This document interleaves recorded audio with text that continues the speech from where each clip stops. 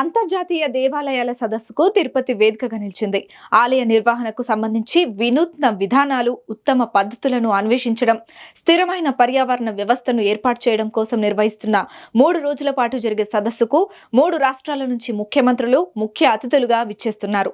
ITC ఎక్స్పోకి సంబంధించిన మరింత సమాచారాన్ని మా ప్రతినిధి నారాయణ రెడ్డి అందిస్తారు. అంతర్జాతీయ ఆలయాల సదస్సుకు తిరుపతి వేదికగా నిలుస్తోంది. 3 రోజుల పాటు జరిగే ఈ యొక్క అంతర్జాతీయ సదస్సుకు దేశం నలుమూల నుంచే కాకుండా అంతర్జాతీయ స్థాయిలో, ప్రపంచ స్థాయిలో వివిధ ఆధ్యాత్మిక గురువులు, వక్తలు, ప్రవచనకర్తలు యొక్క తిరుపతికి రాబోతున్నారు. తిరుపతి మంగళం రోడ్లోని ఆశా కన్వెన్షన్ హాల్లో జరిగే ఈ యొక్క 3 రోజుల పాటు జాతీయ సదస్సుకు భారీ ఏర్పాట్లను చేస్తున్నారు. అటు జిల్లా యంత్రాంగము, అలాగే పోలీస్ శాఖ గట్టి బందోబస్తు చర్యలు కూడా చేపడుతున్నారు. ఈ 3 రోజుల పాటు జరిగే ఈ యొక్క అంతర్జాతీయ సదస్సుకు 3 రాష్ట్రాల నుంచి ముఖ్యమంత్రులు, మంత్రులు పెద్ద సంఖ్యలో తరలి రాబోతున్నారు.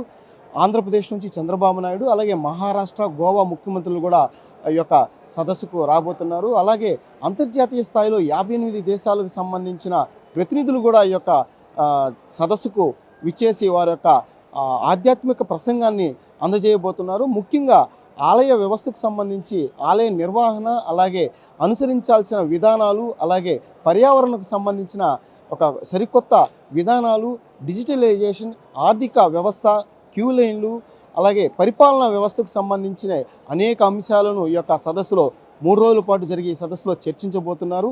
అలాగే ఈ యొక్క ఈ 58 దేశాలకు సంబంధించిన వస్తున్న ఆధ్యాత్మిక గురువులు వారి యొక్క సందేశాన్ని ఈ యొక్క సదస్సులో వినిపించి దాని ద్వారా ఏది అనుసరణీయమైంది, ఆచరణీయమైంది అనేది చర్చించి ఆ తర్వాత వాటిని ఇక్కడ ఇంప్లిమెంట్ చేయాలనే ఉద్దేశంతో ఈ యొక్క సదస్సును నిర్వహించబోతున్నారు. ఈ సదస్సుకు అటు జిల్లా యంత్రాంగం పూర్తిగా నిమగ్నమై గట్టి భద్రతా చర్యలు చేపడుతున్నారు. వందల సంఖ్యలో రాబోతున్న వివిధ విదేశీ ప్రతినిధులు, అలాగే వారికి అవసరమైన సౌకర్యాలను సమకూర్చడానికి ఇక్కడ ఏర్పాట్లను వేగవంతంగా చేస్తున్నారు. ఓవైపు జిల్లా కలెక్టర్ వెంకటేశ్వర్, అలాగే జేసీ శుభం బన్సాల, అలాగే కమిషనర్ నారపరెడ్డి మౌర్య కూడా ఈ యొక్క ఏర్పాట్లలో తలమునకై ఉన్నారు.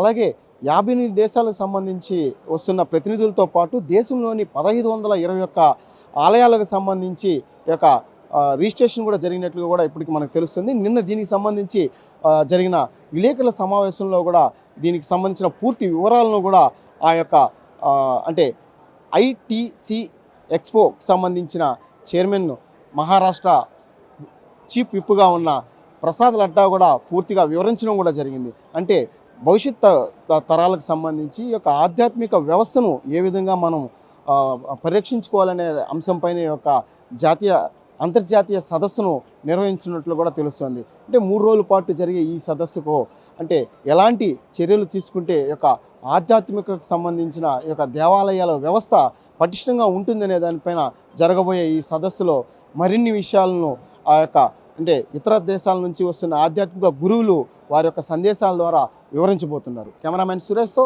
Narayana, Mega 9 TV, Tirupati.